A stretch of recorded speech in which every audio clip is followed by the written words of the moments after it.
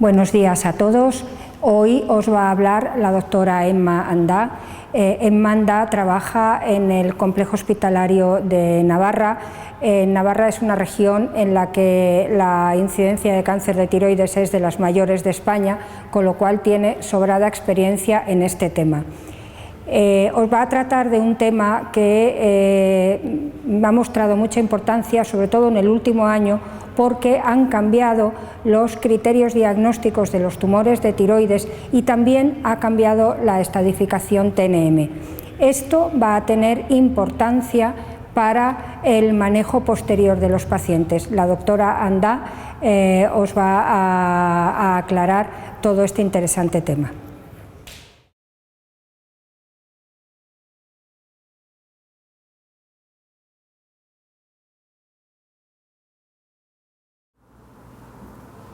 Hola, buenas. He traído algunos artículos comentando principalmente las novedades en la clasificación de la OMS y la octava edición del American Joint Committee Cancer, la octava edición. He traído este trabajo publicado en el Thyroid en agosto del 2016. Es un trabajo europeo que incluye 792 pacientes en el Hospital Erasmus de Rotterdam, en el que se compara la aplicación de esta nuevo TNM.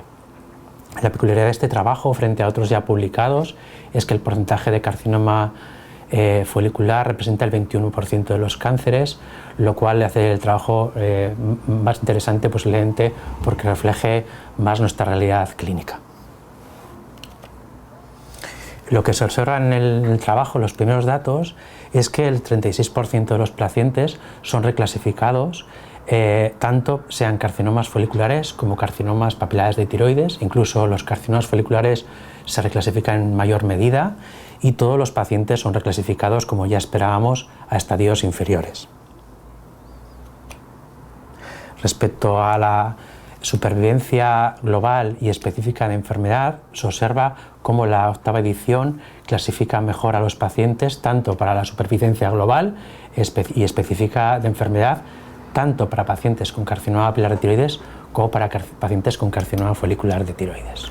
Este segundo artículo, publicado en el JCEM en junio de este año, lo que es un metaanálisis que revisa la importancia de la extensión esteroidea microscópica, que es un tema en debate en los últimos meses. Sabemos que en la guía ATA la extensión microscópica implica un riesgo intermedio de recidiva, pero con la nueva clasificación de TNM la extensión microscópica ha dejado de contar para el estadiaje y por tanto tiene poca importancia en cuanto a la mortalidad de los pacientes. Es un trabajo retrospectivo por un grupo israelí en el que revisan 12 estudios de centros únicos y uno de una base de varios hospitales, y lo que hacen es diferenciar los estudios en función de si hay afectación ganglionar o no.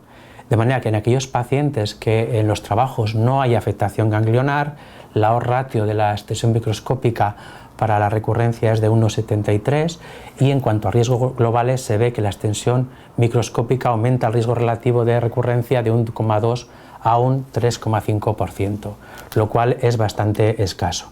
En los trabajos en los que se incluye también pacientes con afectación ganglionar, esta odds ratio es de 1,82 y el riesgo de recurrencia pasa de 6,2% a 7%, estadísticamente significativo, siendo esta característica de mayor importancia. También se analiza el efecto de la extensión microscópica en la supervivencia, observando lo que ya esperábamos, como en otros trabajos, un metaanálisis en la que la extensión microscópica no afecta en absoluto a la mortalidad de los pacientes, de manera que concluyen que la extensión microscópica aumenta el riesgo de recidiva, pero de una forma débil, y es especialmente débil en pacientes sin afectación ganglionar y que no tiene ningún impacto en la mortalidad.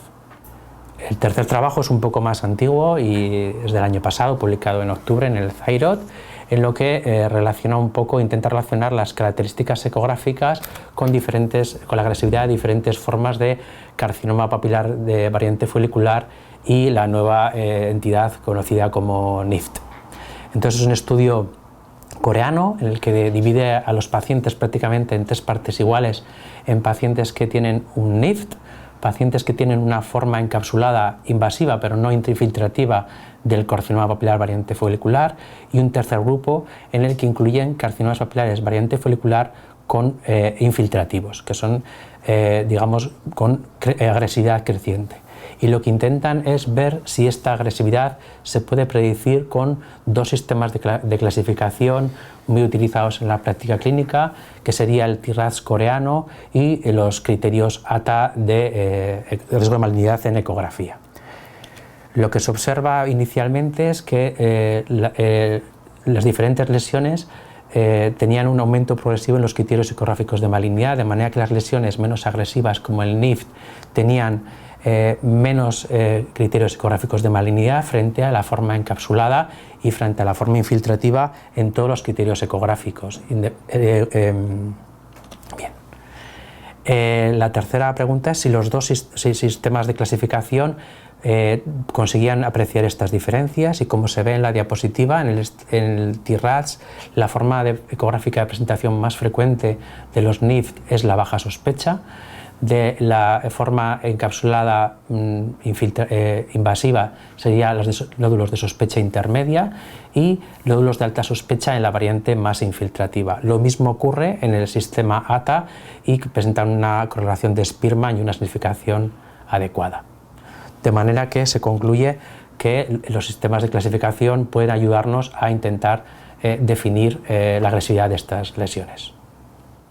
Bueno, ahora os dejo con una revisión mucho más pormenorizada de estos temas con la doctora Anda, y muchas gracias.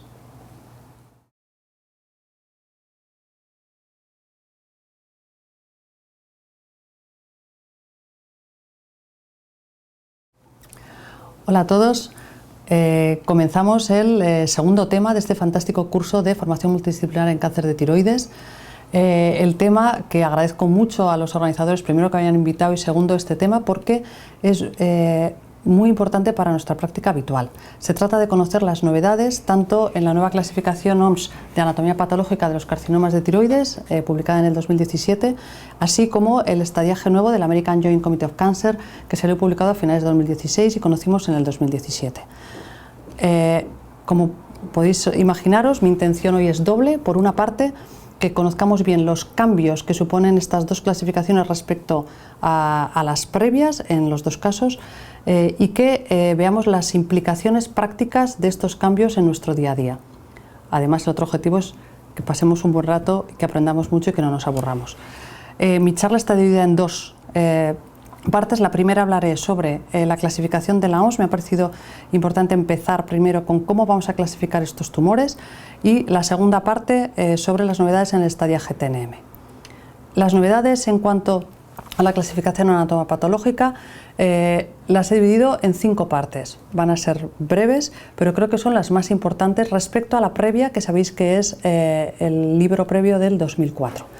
Primero, en cuanto al carcinoma papilar, hay una nueva variante histológica, que es la variante carcinoma papilar células en clavo o hobnail. La segunda novedad muy importante, que ya nos parece que llevamos hablando de ella toda la vida, pero es muy reciente, de hace año y medio, es la nueva entidad, el NIFT. La tercera novedad es qué cambios nos propone la OMS en cuanto al carcinoma folicular. La cuarta, sobre los cambios de la OMS en el carcinoma de Harle. Y por último, qué nos habla del carcinoma tiroideo familiar no medular. Empezamos, por tanto, por el carcinoma papilar. Aparece una nueva variante, es una variante muy infrecuente, llamamos hobnail o células en clavo, por el aspecto de estas células en el microscopio. No lo vamos a ver mucho, pero sí que el 0,2, 1,2 de los carcinomas papilares corresponderán a esta variante, y lo más importante es que es una variante agresiva. Es una variante muy frecuente, más frecuente como todos los papilares en mujeres con una edad media un poquito más alta, de 53 años, y la más importante de este subtipo es que es una variante agresiva, en la que tienen metástasis a distancia casi en el 30% de los casos. Es un porcentaje muy elevado respecto a lo que nosotros estamos acostumbrados. Además, tiene metástasis ganglionares en un número muy frecuente, y la mortalidad se estima en más del 25% de los casos. Esto cuadra totalmente con las variantes moleculares que tenemos, en los que en el 30-100% de los casos vamos a tener una mutación en el P53, en el TER en el 50% y el BRAF en el 70%. Así pues, como podéis ver abajo, los subtipos histopatológicos del carcinoma papilar en esta nueva clasificación quedan como siguen. Y la variante Hoffmann-Nail la he puesto en cursiva para compararla con el resto de las variantes células altas, células columnares que podemos considerar de riesgo. La veremos poco, pero tenemos que estar preparados. Es una variante agresiva. Os he puesto una ecografía de la única paciente que tenemos nosotros por ahora con un Hoffmann-Nail. Ya veis que hasta la eco es de agresividad. Segundo cambio, la neoplasia folicular no invasiva con rasgos nucleares de carcinoma papilar. Ha sido farragoso el inicio de esta entidad, tanto como su nombre, pero creo que todos la tenemos ya bastante bien localizada. Es una entidad que sale de la clasificación del carcinoma papilar. Estos tumores antes los llamábamos carcinomas papilares, variantes foliculares, encapsulados no invasivos. No debemos cometer el error de englobar aquí todos los variantes foliculares. Cuidado, los variantes foliculares invasivos son carcinomas papilares que pueden ser agresivos, con sus adenopatías, con sus metástasis, exactamente igual que los carcinomas papilares clásicos. Es un subtipo de carcinoma papilar variante folicular muy bien estudiado, con anatomía patológica y con un diagnóstico muy claro. ¿Cuáles son esos criterios? Básicamente 3. La encapsulación, no hace falta que haya cápsula, también puede ser una demarcación perfecta del tumor. El patrón folicular, en el que no tenemos que ver ni cuerpos de samoma, menos del 1% de papilas, aunque hay autores que incluso hablan del 0%, y sí que tenemos que tener rasgos nucleares de carcinoma papilar, un score de 2 o 3 puntos en estas 3 características. Además, por definición, no debe haber ninguna invasión vascular ni capsular, no necrosis y desde luego no una actividad mitóxica alta. Tan importante como estos criterios diagnósticos van a ser los criterios de exclusión. Desde luego todos aquellos que tengan verdaderas papilas o cuerpos de samoma o bordes infiltrativos, o que tengan un subtipo histológico de papilar, como por ejemplo el cribriforme, el sólido trabecular, etc., descarta automáticamente que se trate de un NIFT. Además, como veis a la izquierda de la diapositiva, no se han estudiado la variante oncocítica del papilar, ni se han estudiado los microcarcinomas papilares, que sabéis que son muy frecuentes. No podemos por ahora diagnosticar un NIF menor de 1 centímetro. Y sobre todo, acordémonos de que es obligatorio estudiar toda la cápsula y tener todo el tumor entero para que podamos hacer este diagnóstico. Aquí creo que nuestros compañeros de anatomía patológica han hecho un trabajo excelente, se juntaron todos ellos y nos han llevado con su estudio, que luego lo vamos a ver, a esta nueva entidad. ¿Dónde están ahora estos tumores? Están en un grupo fuera del papilar que se llama otras neoplasias tiroideas de patrón folicular encapsuladas. Entidad que no nos gusta a nadie, pero que es obligatoria porque están aquí en esta clasificación. Está junto con otros tumores como el potencial maligno incierto y que tienen los 2 subtipos. Es decir, no es un cáncer, pero tampoco es una lesión benigna. Podemos decir que es un tumor de bajo riesgo y como tal deberemos luego tratarlo.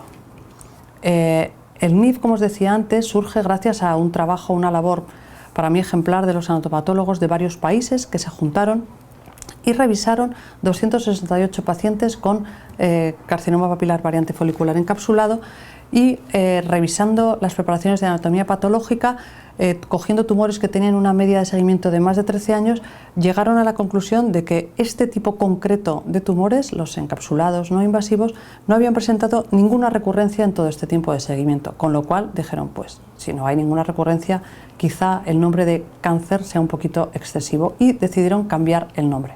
Los tumores lógicamente son los mismos que teníamos, pero el cambio de nombre supone evitar este sobrediagnóstico, un sobretratamiento, evitar los efectos secundarios del mismo, evitar costes, estamos hablando aquí también de sistemas de seguros en otros países, y evitar la carga psicológica que este diagnóstico puede suponer para el paciente. Además, hicieron estudio molecular, no en todos los pacientes, pero sí en 27, y casi el 80% presentaban alguna alteración molecular, pero no eran las lesiones que podíamos pensar, no son tumores que presenten una mutación en el BRAF, sino en el RAS. Y ellos hicieron un esquema en cuanto a la posible carcinogénesis de estos tumores. ¿Qué vemos? Que están más cercanos a los adenomas foliculares y a los carcinomas foliculares que a lo que es un verdadero carcinoma papilar, o incluso a la variante infiltrativa del carcinoma papilar variante folicular. Con lo cual, no es un cáncer, pero no es una lesión benigna, y ellos pensaron que el no diagnosticar de cáncer a estos pacientes suponía un ahorro y una mejora en un grupo muy importante de pacientes. Calcularon, y esto está sacado de esta primera publicación, que se diagnosticaban aproximadamente unos más de 45.000 casos del NIFT, vamos a llamarle así, al año. Ellos calculaban, claro, todo depende del porcentaje de carcinomas papilares variante folicular que tú tengas en tu serie, pero vieron que era aproximadamente un 18,6 de las series que no estaban publicadas, pero de gente que participó en ese primer estudio. Luego, estudios que se han ido publicando, en concreto una serie canadiense solo tiene un 2,1. Nosotros lo hemos calculado en la nuestra y tímidamente y con mucha humildad podemos decir que nuestra serie no es más del 8,7%, por supuesto quitando los microcarcinomas, y especialmente en series asiáticas la frecuencia baja del 2%. En estos países realmente el porcentaje de carcinomas papilares variante foliculares que tienen son muy pequeños. ¿Cómo podemos saber que tenemos un NIF antes del diagnóstico? Bueno, nosotros tenemos dos herramientas básicas que son la ecografía y la citología, y aquí enlazo un poco con lo que ha dicho antes mi compañero Javier, que sí que parece que hay una gradación en cuanto a los criterios ecográficos de riesgo en cuanto a el carcinoma papilar variante folicular invasivo con el encapsulado invasivo con el encapsulado no invasivo, que sería el NIF. Pero realmente la sospecha quirúrgica va a ser muy difícil, porque ahí tenemos en este grupo, junto con los carcinomas foliculares bien invasivos, etcétera, tenemos un grupo de pacientes en los que es difícil prequirúrgicamente sospecharlo. Nosotros lo miramos y ¿qué vimos? Pues que el 90% de estos pacientes tienen una ecografía previa de nódulo de Unata de baja sospecha o intermedia sospecha. Poco nos ayuda. Exactamente igual que los carcinomas foliculares mínimamente invasivos o los invasivos. Sí que es verdad que hay una gradación, pero en un nódulo concreto, en un paciente concreto, poder hacer la sospecha de que estás ante un NIF realmente es muy difícil. En cuanto a la citología nos pasa una cosa bastante similar. La mayor parte de estos pacientes van a estar en los grupos, en las entidades de un Bethesda 3, 4 o 5. Nosotros lo hemos estudiado en nuestros pocos pacientes, humildemente puedo decir que el 60% están en el grupo 3-4, en los grupos de indeterminada. Esto lo han hecho grupos más grandes y además han visto el impacto que puede tener reclasificar estos NIF como tumores benignos. ¿Qué nos pasa? Que baja mucho la probabilidad de malignidad que tengo en esos grupos de citología de Bethesda. De hecho, como podéis ver en la tabla de abajo, por ejemplo, en un metaanálisis se ha estudiado que el Bethesda 3, el AUS y el FLUS juntos disminuyen de un riesgo total de malignidad del 31,2 al 17%. En el grupo 4, neoplasia folicular, bajo la probabilidad de malignidad de un 33 a un 18%. Y en el grupo 5, bajo de un 82 a un 59,6% el riesgo de malignidad de ese nódulo. Es así. Si consideramos que el NIF no es un cáncer, el riesgo de estas tres categorías disminuye mucho.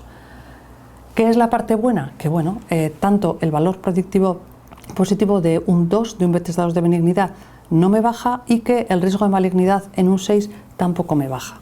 Pero sí que me baja mucho en estos grupos indeterminados 3, 4, 5. Bien, vamos al tratamiento. ¿Cómo tratamos un NIF? Bueno, pues hemos dicho que la sospecha prequirúrgica es difícil y el tratamiento está claro. Lo vamos a ver ya tratado, lo vamos a recibir ya intervenido. Vamos a recibir un paciente con una hemitiroidectomía porque probablemente nos haya salido un Bethesda 3, 4, 5 y excepto que tuviera alguna patología en el otro lóbulo que me haga indicar una tiroidectomía total, voy a recibir una hemitiroidectomía y hasta ahí lo voy a recibir casi a la vez el diagnóstico y el tratamiento ya realizado, porque en este momento no estaría indicado ni completar la tiroidectomía, ni por supuesto dar tratamiento con yodo, ni por supuesto suprimir con hormona tiroidea. No tengo que clasificar porque no estoy en un cáncer papilar, no puedo poner un T ni nada, ¿de acuerdo? El problema lo vamos a tener en el seguimiento. Y aquí es donde quiero enlazar con lo que he dicho antes del grupo en el que ahora están clasificados. Lo tenemos que seguir como seguimos hasta ahora a este otro grupo de tumores que son los tumores foliculares encapsulados, donde están ahora los NIF, ¿de acuerdo? Es decir, según ARTE, con una revisión anual, bianual. No sabemos realmente qué importancia tiene la tiroglobulina en estos pacientes que tienen un hemitiroides puesto, si hay que hacer ecografía o no, pero bueno, lo haremos igual que hacemos con los demás. Será interesante ver los estudios prospectivos con este tipo de tumores porque por ahora no tenemos, pues que están recién descritos, ¿de acuerdo? Bien, Tercer punto, novedades en cuanto al carcinoma folicular. Una única diapositiva para decir que quedan estos subtipos histopatológicos, pero que estos subtipos nos hablan de la anatomía patológica, la forma, vamos a decir, la morfología, que si patrón glomeruloide, que si células fusiformes, pero sí que se incluye una novedad que me parece muy importante, que es el cuadro de abajo, es una clasificación de riesgo, de pronóstico, de riesgo vital. Es decir, el carcinoma folicular lo vamos a clasificar ahora en mínimamente invasivo, en encapsulado y angioinvasivo y en ampliamente invasivo. Esto cambia respecto a la previa, que como os acordáis solo teníamos mínimamente y ampliamente, y si lo pensamos ahora podríamos decir que había en medio. Bueno, y entonces el diagnóstico del mínimamente invasivo es únicamente invasión capsular. En cuanto tengo un vaso invadido, ya estoy en el segundo grupo, en el angioinvasivo. El tercero es una gruesa invasión, una amplia invasión de este tumor. A día de hoy no podemos decir que haya ningún estudio en cuanto a mortalidad, porque recién lo hemos clasificado, pero sí que probablemente tenga mucha importancia en cuanto a la mortalidad. Una de las novedades más importantes, este es el cuarto punto, es en los carcinomas de células de Hurley, carcinomas oncocíticos u oxifílicos, ¿de acuerdo? Son a partir de ahora una entidad aparte. Hasta ahora eran un subtipo del carcinoma folicular y ahora ya son un cáncer con una entidad aparte. En el 2004, en la clasificación previa de la OMS, sacamos al pobremente diferenciado que estaba dentro de estos tumores y ahora sacamos al Hurley, con lo cual ahora tenemos papilar folicular, tumores de Hurley, pobremente diferenciado y luego el indiferenciado anaplásico, el escamoso medular y los demás. Como todos sabéis, el tumor de células de Hurley es más frecuente en hombres, la edad media es más elevada, los diagnosticamos con más estadio ya desde el principio, en tamaño y en edad más que los papilares y los foliculares, tienen metástasis ganglionares en aproximadamente el 25% y tienen una característica muy típica, ¿no?, de un citoplasma celular con muchas mitocondrias anormales. Y exactamente igual que la clasificación de riesgo que hemos comentado antes de los foliculares, también los carcinomas de Hurley siguen esta clasificación, que también es novedosa porque exactamente igual que antes nos pasaba con los foliculares, solo teníamos mínimamente invasivo y ampliamente invasivo. Ahora tenemos carcinoma de Hurley u oncocítico mínimamente invasivo, únicamente con invasión capsular, luego el encapsulado angioinvasivo, en el que vemos ya invasión vascular, y luego el ampliamente invasivo. Será muy importante ver a partir de ahora, si todos conseguimos hablar el mismo idioma, las series de carcinoma de Hurley, no lo sé, empezaremos viendo los estudios retrospectivos y luego en los prospectivos, la importancia pronóstica a mortalidad de este subgrupo. Nosotros estudiamos tanto los foliculares como los Hurley en cuanto a mortalidad y ya veis en esta tabla los tres únicos factores que importaban para mortalidad y peor pronóstico eran edad, tamaño y el subtipo, mínimamente o ampliamente. Evidentemente ahora tendríamos que mirar retrospectivamente, si fuera posible, y reclasificarlos para ver si realmente hay un decalaje y una gradación en los tres niveles que ahora tenemos, que probablemente la haya, ¿vale? Pero es importante saber que es casi, justo con la edad y el tamaño, lo más importante en cuanto a pronóstico. Y por último, en cuanto a la clasificación de la OMS, quería hablaros de el carcinoma familiar no medular, del que muchas veces nos olvidamos porque es una parte muy pequeña de los carcinomas diferenciados. Corresponde aproximadamente a un 3-9% de estos carcinomas y hay como dos grandes grupos. Uno es no sindrómico, no asocian nada más que el carcinoma tiroideo familiar, en el que se han descrito un montón de variantes genéticas y son papilares, generalmente multicétricos bilaterales, y ya está. Y hay un grupo muy pequeñito, que es el 5% de este 3-9%, que son los carcinomas generalmente papilares, que asociamos con otros síndromes. El más conocido quizás sea la poliposis adenomatosa familiar, en el que el subgrupo histológico, la variante histológica que se asocia es la variante cribiforme morular del carcinoma papilar. Siempre que diagnostiquemos un papilar de este subtipo histológico, tenemos que descartar o por lo menos sospechar o estudiar que no haya una PC en la familia. Luego tenemos los tumores tiroideos de síndrome de Petén, el Dicer-1, el Werner y el complejo de Carney. Una única diapositiva para hablaros del síndrome Dicer. Es muy bonito ver cómo las cosas avanzan, ¿no? En el 2016, como veis abajo, fue por primera vez descrito las mutaciones del carcinoma diferenciado de tiroides ligadas al Dicer-1. El Dicer-1 es un síndrome Dicer, que en edad pediátrica asocia a una serie de tumores como son el blastoma pleuropulmonar, los tumores Sertoli-Leydig o el nefroma quístico y también patología tiroidea. benigna, bocio multinuclear y también diferenciado de tiroides. Se describió por primera vez y este año y medio después, ya hay una serie, es verdad que son 40 pacientes, pero diciendo que las mutaciones DICER son frecuentes en los carcinomas papilares en la infancia y en la adolescencia, y que corresponden al 16,7% de aquellos tumores, básicamente son todos papilares, que no presentan mutaciones convencionales como pueden ser el BRAF, el RET-PTC1 o el RET-PTC3. Y además también aparecen en un 20% de aquellos pacientes infantojuveniles con patología benigna con bocios multinodulares. Es decir, no es raro ver esta mutación en pacientes, niños o adolescentes con patología tiroidea. No se asocia con autoinmunidad, son tumores poco agresivos de muchos subtipos histológicos, pero bueno, que ya casi llegamos al 20% de estos tumores con mutación del DICER1 en estas edades jóvenes. Conclusión respecto a esta primera parte: hay un nuevo subtipo histológico y agresivo del carcinoma papilar, una nueva entidad que se desgaja del papilar y que llamamos NIF y que ya conocemos mucho y que será interesante ver los estudios prospectivos con ella, a ver cómo lo seguimos. Tercero, el carcinoma de Hurle sale y es un carcinoma independiente, muy importante en la clasificación de riesgo del folicular y del Hurle, y que existen, ¿no? Y que tenemos que pensar en los carcinomas familiares no medulares sindrómicos. Bueno, seguimos. Espero que no estéis cansados, una pena no veros las caras, pero bueno, seguimos con las novedades que supone el TNM octava edición, ¿de acuerdo? Estos han corrido también ríos de tinta con ello y vamos a ver si vemos los cambios más importantes y qué significa de verdad en nuestra práctica clínica el cambio del TNM. Vamos a ver primero los cambios más significativos del T, de la N y del M de la séptima a la octava edición. Luego explicaremos un poquito los que a mí me han parecido más importantes: la edad, la mínima extensión extratiroidea y las adenopatías. Javier también hablaba aquí de esto, cómo se quedan los pacientes en la actualidad y qué importancia tienen en cuanto a la mortalidad y un poquito en el seguimiento clínico. Vamos a ello.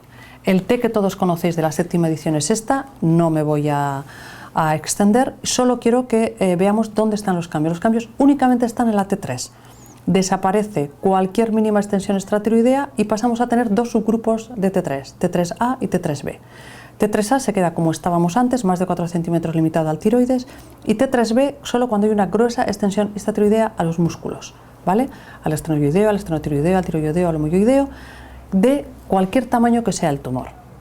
Y aquí quiero hacer un comentario, como veis abajo, para decir que esta clasificación ha cambiado para el papilar, pero no solo para el papilar, también para el folicular, para el Hurle, para el puramente diferencial y para el neoplásico. El neoplásico tiene una clasificación aparte que no vamos a entrar. Y Javier hablaba antes del carcinoma folicular. Es verdad que esta octava edición, como vamos a ver luego, está bastante validada para el carcinoma papilar en cuanto a mortalidad, ya lo vais a ver. Pero del folicular nos olvidamos bastante. Y el trabajo que él ha presentado, que yo sepa, es el único que tiene un porcentaje bastante grande de foliculares y que podemos decir que valida esta clasificación también para el carcinoma folicular. Pero la inmensa mayoría de lo que vemos y la inmensa mayoría de los trabajos que se han realizado es básicamente con carcinoma papilar. Y es importante saber que aquí están también, que puede ser uni o multifocal, pero bueno, que es bueno saberlo. Con lo cual, lo que decíamos, T3A, T3B, y el resto se queda exactamente igual. Vamos a la N. La N, que nos puede parecer que es como muy básica, ¿no? También ha cambiado, y ha cambiado de dos formas. Lo primero, en el N0 tenemos dos subgrupos, ¿vale? El subgrupo que antes considerábamos N0, que ahora se queda como N0A, y el N0B, que es en el que tenemos un gran número de pacientes que antes lo teníamos que dar como NX. Ahora es aquel en el que no tenemos ninguna evidencia clínica ni radiológica de adenopatías metastásicas, pero no nos obligan a tener esta confirmación citológica o histológica, ¿de acuerdo? Y en el 1A el cambio, que es un cambio bastante lógico, es el 7, el territorio 7 entra a formar parte del 1A y antes lo teníamos en el 9. Igual no nos habíamos dado cuenta, con lo cual no es mucho cambio, pero es así, el 7 antes era un N9 y ahora lo tenemos como una extensión del 6 como dentro del grupo N1A. Bien, el M no cambia, M0 sin metástasis, M1 con metástasis a distancia. Pero no solo cambia el T, la definición del T de la M y de la M, también cambia cómo hacemos esta traducción a los estadios.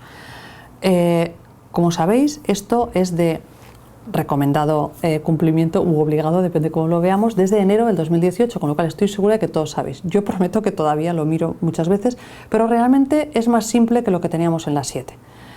Cambio fundamental, la edad. El corte de edad es 55 años, menor de 55 o igual o mayor de 55, cuando antes teníamos 45, y en el grupo de menor edad se queda como estábamos.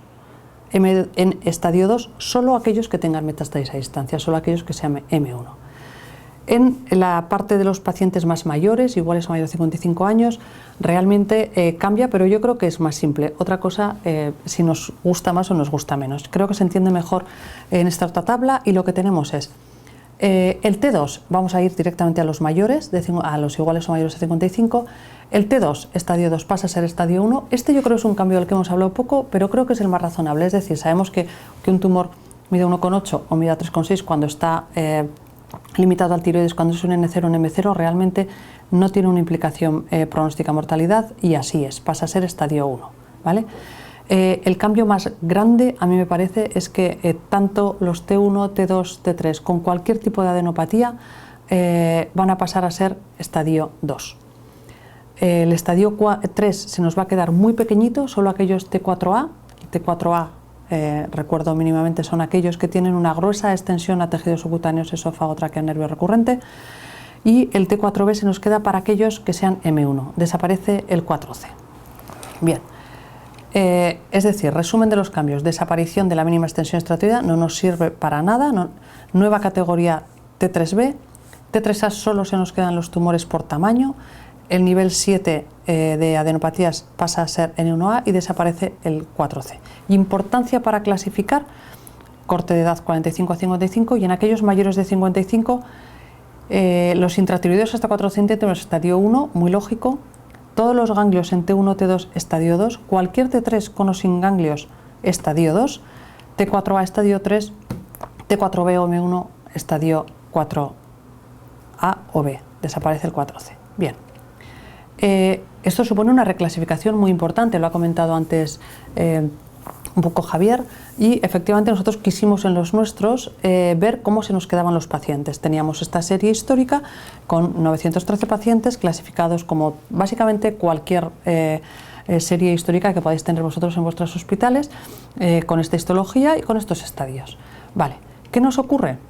Que reclasificamos a aproximadamente el 30% de los pacientes, y siempre a la baja. Evidentemente esto es así, siempre vamos a ir a la baja. Reclasificamos a todos los que están entre 45 y 55, excepto aquellos que ya eran estadio 1, y los mayores de 55 reclasificamos prácticamente todos a la baja. De hecho, como veis, si seguimos la flecha, de 587 pacientes que teníamos en estadio 1 pasamos a tener 772. De 141 que teníamos en estadio 2 pasamos a tener más pacientes, y así sucesivamente. El número de pacientes que nos quedan en estadios 3 y en estadio 4 es testimonial.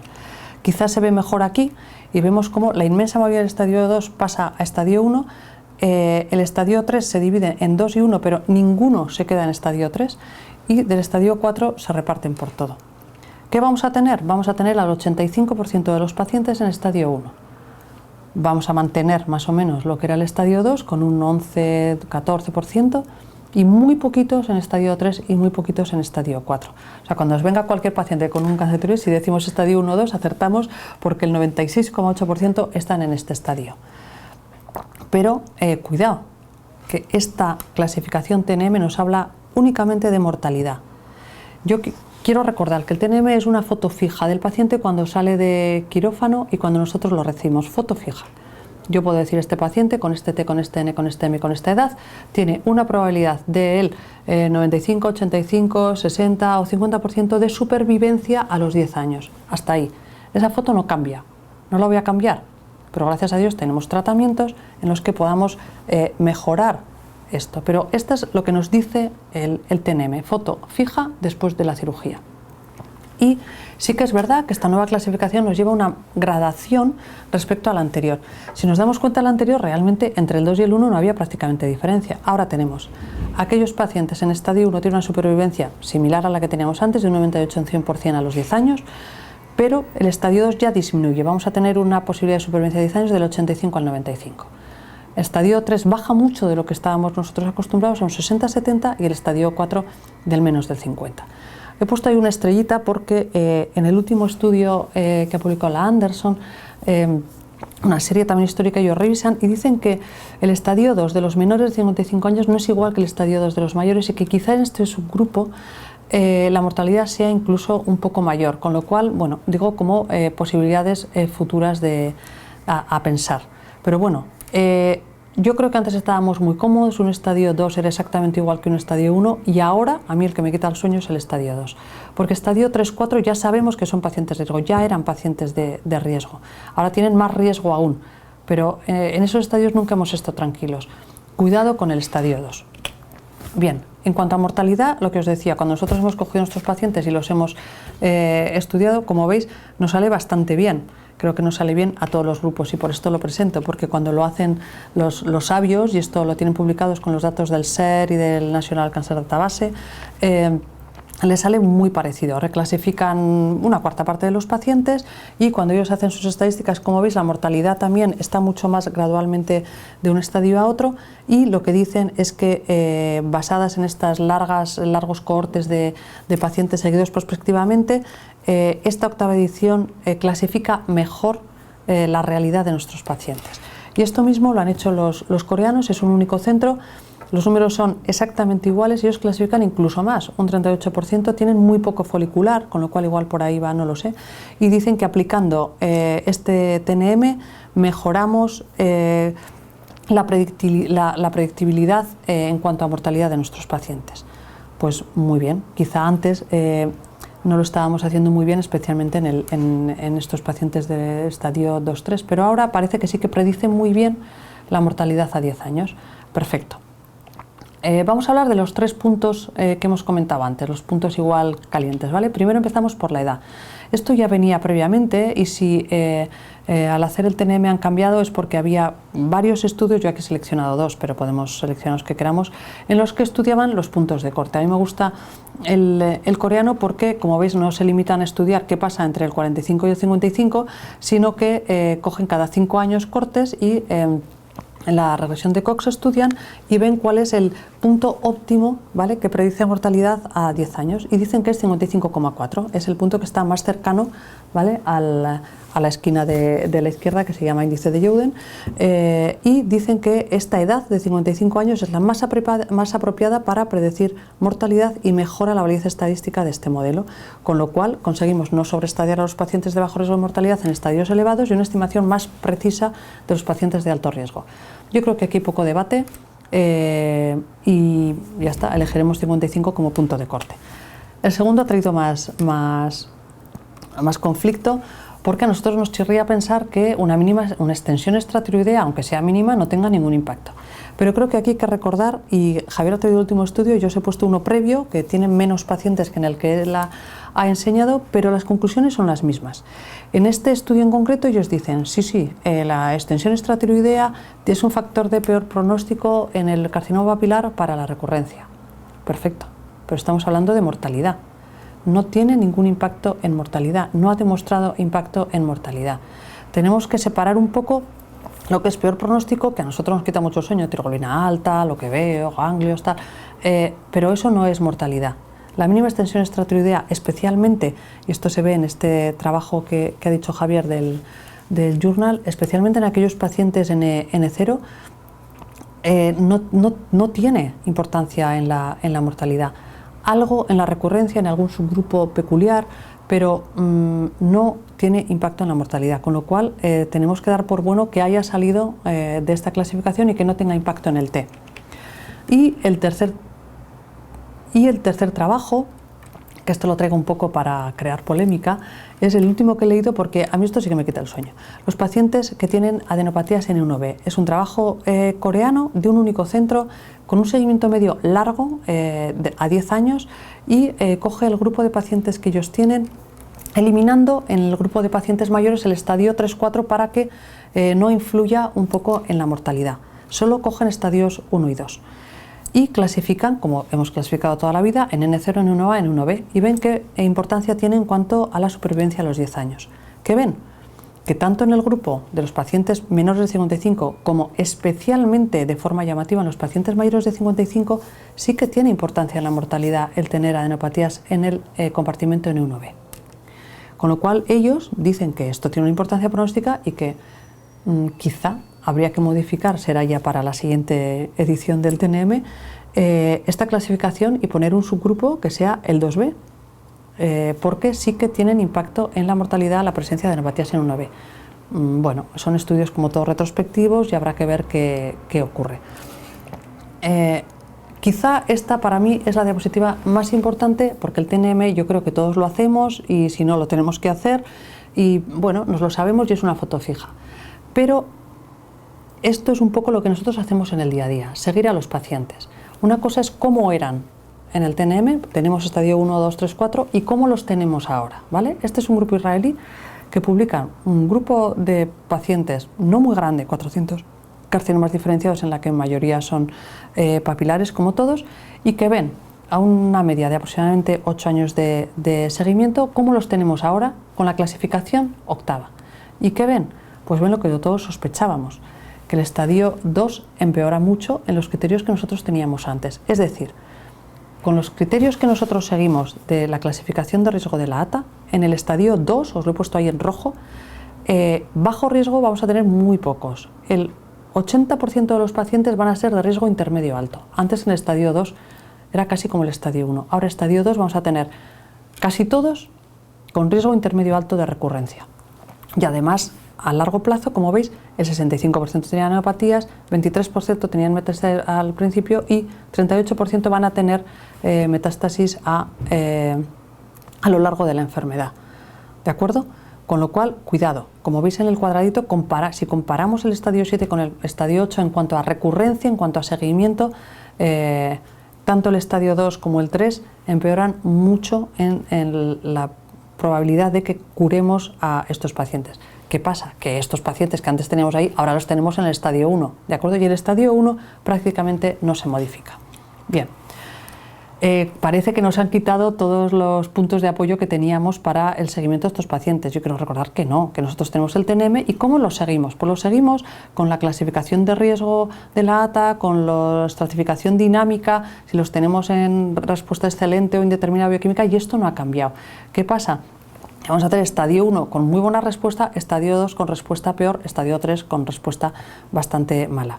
Pero los puntos de apoyo sobre los que nosotros trabajamos, que son la clasificación de recurrencia, la estratificación dinámica y el ver el paciente, son los mismos. Y creo que durante el seguimiento y cuando vemos a los pacientes un día y otro, creo que poco nos acordamos de ese TNM que pusimos al principio. Eso no quita que sea importante y no nos podemos olvidar en cuanto al pronóstico de mortalidad, pero el seguimiento de estos pacientes en cuanto a recurrencia y estratificación dinámica no ha cambiado. Como conclusiones, por lo tanto, esta segunda parte, el nuevo TNM en la octava edición probablemente refleje mejor la mortalidad real de los pacientes. El estadio 3 y 4 quedan muy residuales, pero hay que tener en cuenta que la gradación de la mortalidad es alta y que disminuye mucho en estos dos grupos. Vamos a reclasificar el 30% a estadios más bajos y cuidado. El tener estadios más bajos del TNM no implica que tengamos una disminución en la agresividad de la enfermedad. Ya sé que es una obviedad, pero no pensemos que reclasificar el TNM es reclasificar la agresividad de determinados tumores. Y entonces es muy importante que lo sigamos como lo estamos haciendo, con el estadio de recurrencia, con la respuesta al tratamiento, etcétera, etcétera. Y que todos los datos, aunque no los tengamos en el TNM, son muy necesarios para un buen seguimiento. La mínima extensión estratigráfica es importante para la recurrencia probablemente en un grupo de pacientes. El N1B, segurísimo. Los estudios moleculares y, por ejemplo, una cosa que no está incluida en el TNM y acabamos de decir hace 10 minutos que sí que es importante es la clasificación histológica de riesgo del folicular y el Hurley. Probablemente debiera estar en el TNM. Pero bueno, todos los datos que tengamos son muy importantes, aunque no formen parte del TNM, para seguir bien a nuestros pacientes. Os agradezco que sigáis ahí y quedo a vuestra disposición para las preguntas. Buenas tardes.